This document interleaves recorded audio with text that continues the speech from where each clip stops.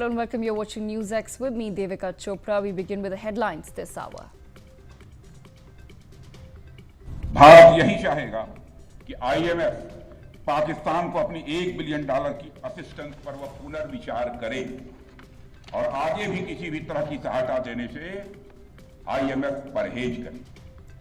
Defence Minister Rajnath Singh strongly opposes any financial assistance to Pakistan from the International Monetary Fund, warns that such aid could end up funding terror organizations and operations from its soil. Pakistan's Deputy Prime Minister Ishaq Dar faces big embarrassment as his own country's newspapers fact-check and debunk his false claims about the Pakistani Air Force in the Senate. India's Aviation Security Regulator Bureau of Civil Aviation has revoked the security clearance to Turkish ground service provider Celebi and its associated companies over national security concerns. Mehbooba Mufti Islam's Jammu and Kashmir Chief Minister Omar Abdullah for advocating the revival of Tulbul navigation system says weaponizing water is inhumane.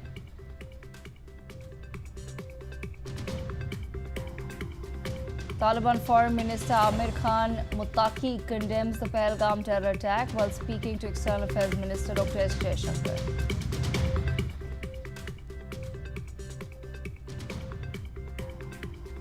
In the backdrop of the tensions with Turkey, the Protocol Division of Ministry of External Affairs postpones the credentials ceremony of the new Turkish ambassador to India, citing scheduling issues.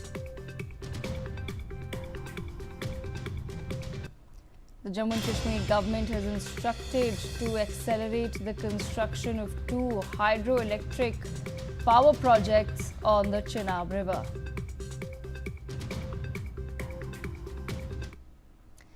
Meanwhile, some breaking news coming in. Pakistan observation post UMG has been destroyed by the BSF in small arms fire in the Pragwal sector of Jammu. My colleague Ajay Jandal with us on the broadcast. Ajay, take our viewers through the details, please. Visuals of one of a Pakistani position which was destroyed by the alert BSF troopers, and this was basically done during the ceasefire violation time from 6 to 10th. More than 1 dozen positions of Pakistani Army and the Rangers that were destroyed by the defense forces of India. And this position is UMG, basically in Jammu international border area. BSF troopers, they have observed that this position is continually trying to target the civilians of this area. And immediately action was taken, and with the help of rocket launcher, this UMG position of Pakistani Rangers, that is totally been destroyed. It is to ensure that there will be no harm to the civilians' life in this area. Okay, Ajay, how crucial is this development given the current operations that continue on in Jammu and Kashmir?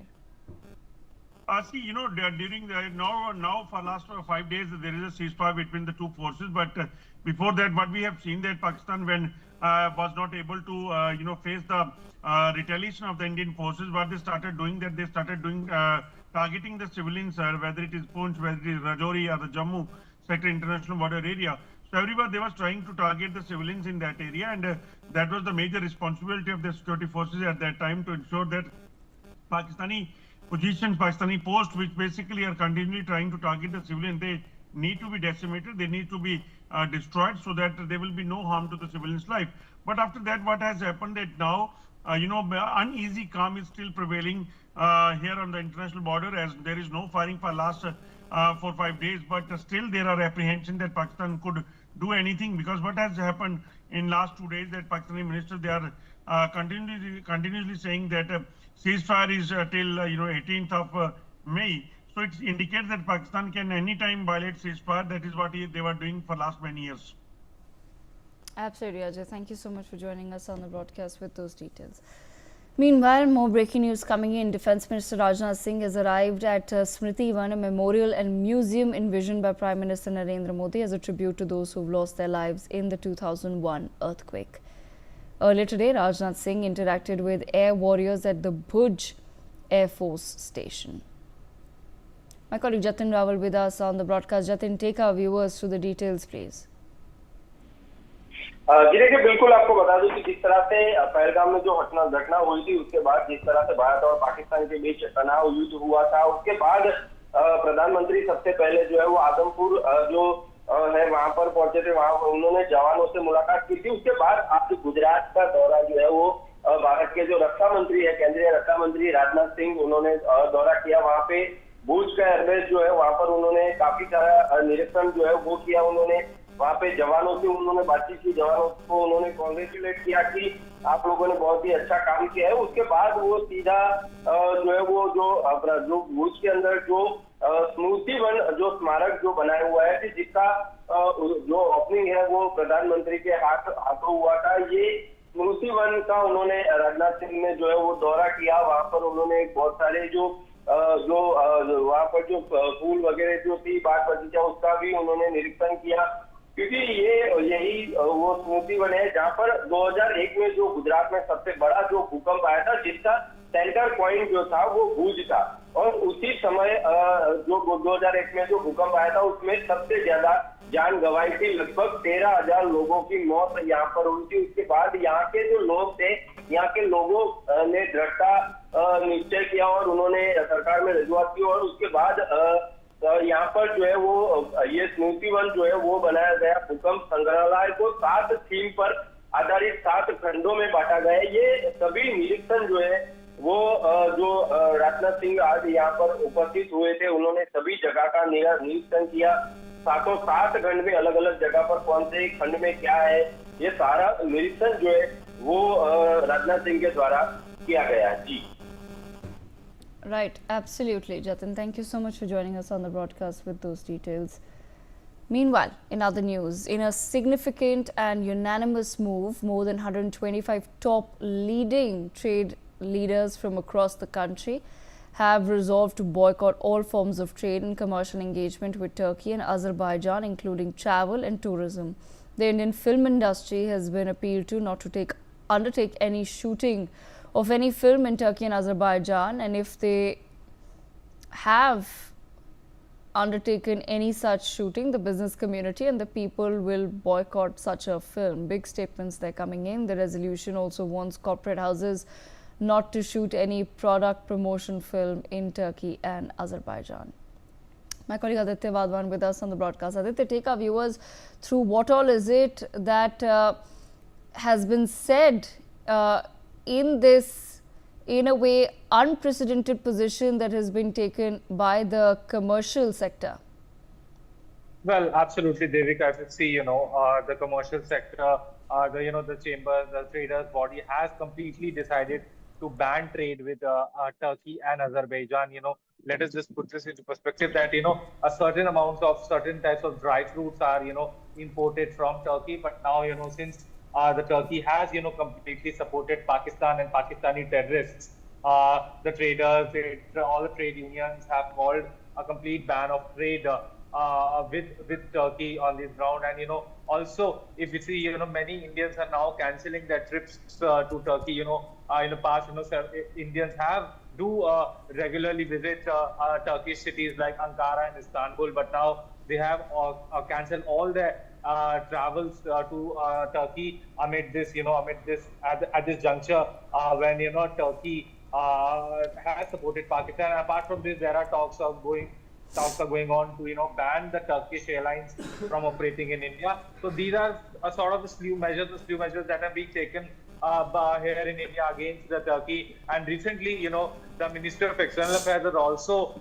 put on hold the letter of credential from the new Turkish ambassador to India, at this juncture. Yes, Devika. Okay, Aditya, thank you so much for joining us on the broadcast. More breaking news coming in.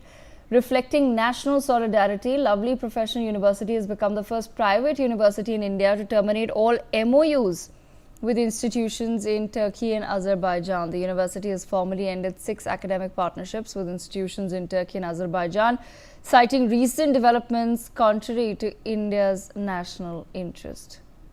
My colleague Brian Thomas with us on the broadcast. Brian, it does seem that boycott Turkey is not simply an anthem at this point in time for the tourism sector, but we've now seen both the trade sector as well as the educational sector making their position very clear. We're learning that lovely professional university has decided to end all of its educational MOUs with Turkey and Azerbaijan. Well, clearly, Devika, in a very strong assertion, like you mentioned itself, of national solidarity, Lovely Professional University has become rather the first private university in India to terminate all academic partnership with institutions in Turkey and Azerbaijan. Now, this decision also was taken in response to this very military stance also that was going on, that was Operation Sindoor. And clearly, LPU has officially ended their 6 MOUs with education institutions in Turkey and Azerbaijan, calling the move a very principled stand, rather in alignment with India's national interest. Clearly, these MOUs have enabled students and faculty exchange programs, joint research projects, dual degree collaborations, and even other academic engagements. Now, even Dr. Ashok Mittal, also who is the member of Parliament of Rajya Sabha and also the founder of LPU, has announced this decision, said that when our brave armed forces are risking their lives, that is what he said, whether in covert operations, air defense, or controlling our borders, we as an institution cannot remain indifferent, as he mentioned itself. Devika. Brian, stay on with me, more news coming in. Following the decision of the Confederation of All India Traders to end trade with Turkey and Azerbaijan, BJP leader Smriti Irani says that these decisions support those brave women who keep the country's borders safe. Listen in. मैं इतना ही कहूंगी, आज मैं confederation of all India small traders के इस संकल्प से अपने आप को जोड़ती हूं कि भारत का छोटा व्यापारी मां भारती की शान में न सिर्फ भारत की अर्थव्यवस्था को सशक्त करने में योगदान दे रहा है, साथ ही भारत को आत्मनिर्भर और मेक इन इंडिया के सपने को साकार करने में पूर्णतः समर्पित है। आज फेडरेशन की ओर से, सभी ट्रेड एसोसिएशंस की ओर से जो बॉयकॉट का कॉल दिया गया है, वो भारत के उन वीर सपूतों के समर्थन में है, उन वीर नारियों के समर्थन में है जो देश की सरहद को सुरक्षित रखते हैं।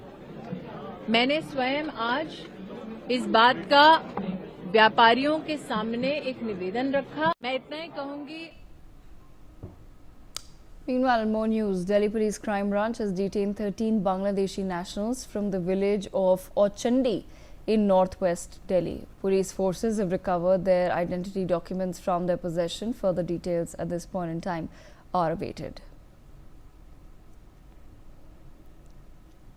My colleague Brian Thomas will join us on the broadcast with further details, but 13 Bangladeshi nationals have now been detained by the Delhi police, is what we're learning. Remember, a crackdown on illegal immigration is on in several parts of India, including the national capital. Brian, back with me on the broadcast. Brian, take our viewers through the details. 13 Bangladeshi nationals have now been detained by the Delhi police. What really are the charges or the reason? Very clearly, because a very significant crackdown on illegal immigration. Now, the Delhi Police Crime Branch has declared 13 Bangladeshi nationals from Ochandi village from the outskirts of the capital. And now, according to officials itself, the individuals were found to be residing in India without any rather valid travel documents or legal authorization. Clearly, as well, the official also the police recovered Bangladeshi identity cards and other documents from the profession, which are now being examined as part of their ongoing investigation. Preliminary questioning has also revealed that the alleged rather entered India through unauthorized border crossings and had been living in the national capital in India for an extended period. Clearly, also now crime branch is now verifying the background and even scrutinizing their potential local networks that may have facilitated their illegal entrance. And now authorities are also proving whether the group was involved in any unlawful activities or if they were employed under false identities. Now, all these 30 individuals are currently in police custody, and further legal action is also being initiated in accordance with provisions under the Foreign Act and other relevant laws. The police have also reiterated the commitment to crack down on illegal migration and ensuring national security itself. Okay, all right. Brian, thank you so much for joining us on the broadcast with those details. We leave it there. Meanwhile, in other news, senior Congress leader P. Chidambaram has raised praised, the BJP, describing it as formidably organized across all fronts. However, he also expressed doubts about the unity of the Indy bloc, admitting he was uncertain whether the opposition alliance remain intact. He said that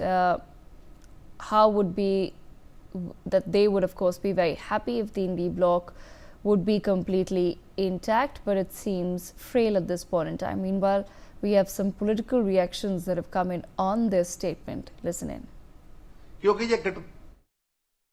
क्योंकि ये गठबंधन नहीं, बानुमति का कुनबा है जिसमें सिर्फ सत्ता की भूख से अपने असफल,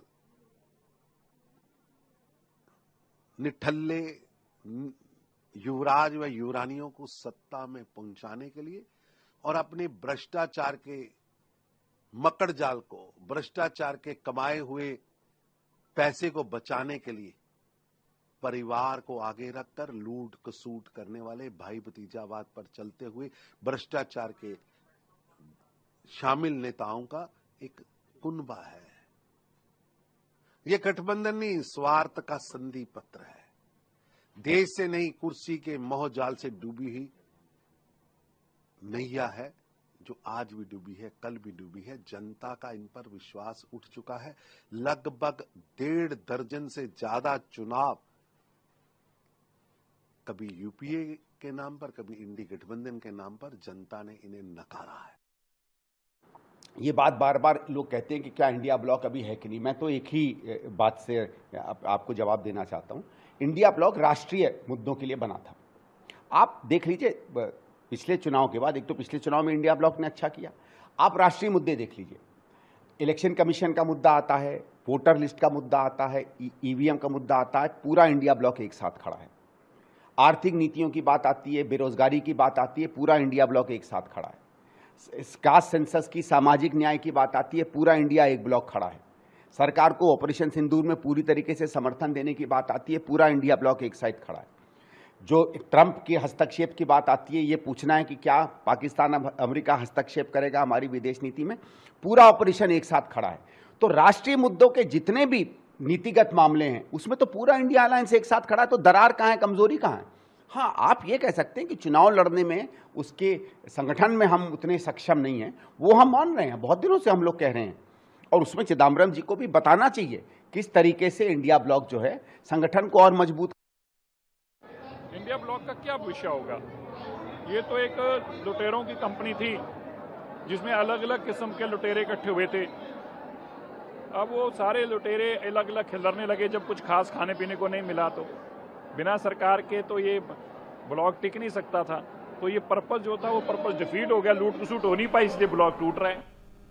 It's concerning at all. I think it is some Congress party leaders sometimes get these occasional flashes of reality. They wake up to this reality. It has been obvious since 2019 when the people gave a mandate to Narendra Modi ji and the BJP, and in 2024 again yet another mandate, that the Indy alliance is an opportunistic alliance.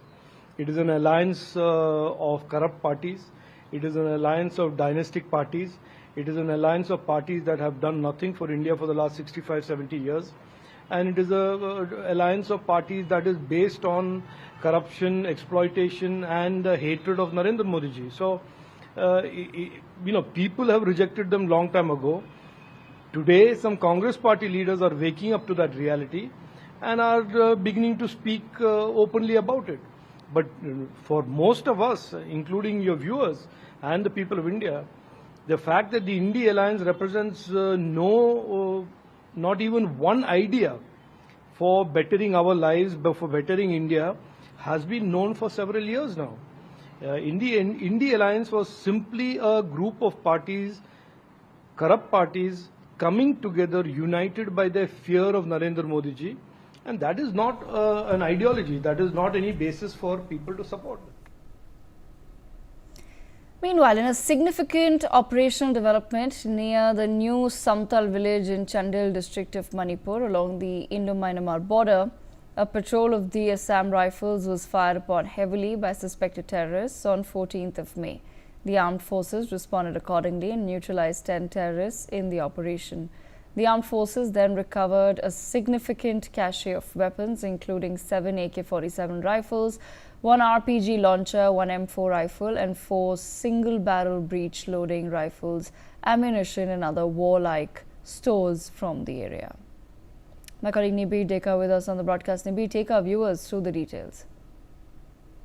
Indeed, a major recovery done by the security forces. As you know, that there was an incident in the Chandel district wherein 10 militants had lost their lives. But what followed was a very severe encounter with the security forces as they were attacked as per defense sources, and as a result of that retaliation 10 people had lost their lives. But what is more important is the recovery of a significant cache of arms and ammunitions, with 7 AK-47 rifles, 1 RPG, 1 M4 and single barrel rifles being recovered. Preliminary assessments suggest that the neutralized individuals were known for involvement in cross-border insurgent activity. So this is a very crucial matter because it involves the Indo-Myanmar international borders, and these insurgents were involved in the cross-border illegal activities, and as a result of that, this was a armed exchange with the security forces, which has led to the recovery of several arms and ammunition, and also crucial intel regarding the illegal activities going on the border side.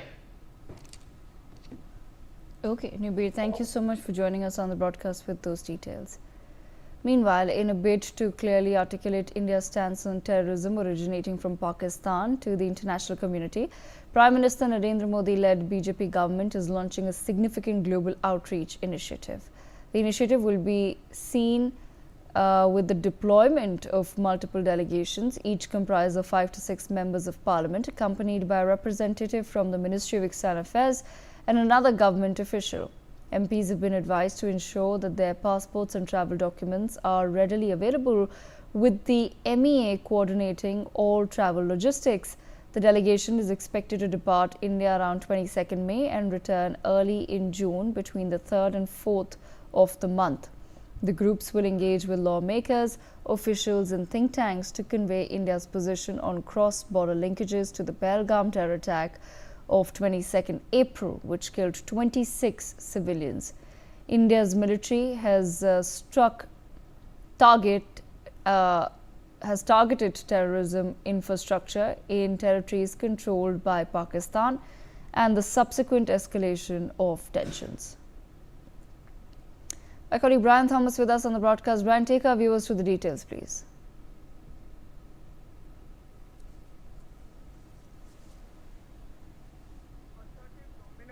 Diplomatic front against cross-border terrorism, the government is set to launch a major international campaign. Now, this very initiative that is coordinated by the MEA aims to brief global stakeholders on Pakistan's continued complicity in harboring and enabling terrorist activities against India.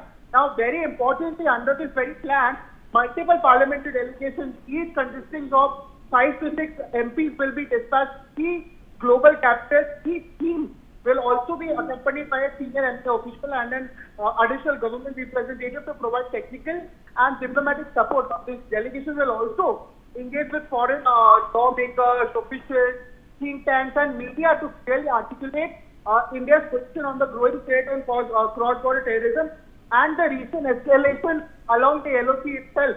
Devika. And Brian, how many such delegations are we expecting to be traveling abroad? Clear, Devika, like I mentioned itself, under this very plan, multiple parliamentary delegations will be there, each consisting of 4 to 5 to 6 MPs will be dispatched to key global capitals. They will be accompanied by senior MEA officials and will also be having additional government representatives to provide technical and diplomatic support itself. Even according to officials familiar with the development, MPs have also been instructed to ensure the passports and travel documents in order. The MEA will also be coordinating with logistics, including flights, visas, and accommodation itself. Very importantly, again, the delegations are expected to depart India around May 22nd and return in the first week of June, likely between June 3rd or 4th. Devika. All right, Brian, thank you so much for joining us on the broadcast with those details. Meanwhile, Union Home Minister Amit Shah today has inaugurated the new multi-agency centre at North Block in New Delhi. On this occasion, the Home Minister said that Operation Sindoor is a unique symbol of Prime Minister Narendra Modi's strong political will, the accurate intelligence of our agencies and the impeccable strike capability of our three armed forces. My colleague Sanjay Sharma with us on the broadcast. Sanjay, take our viewers through the details, please.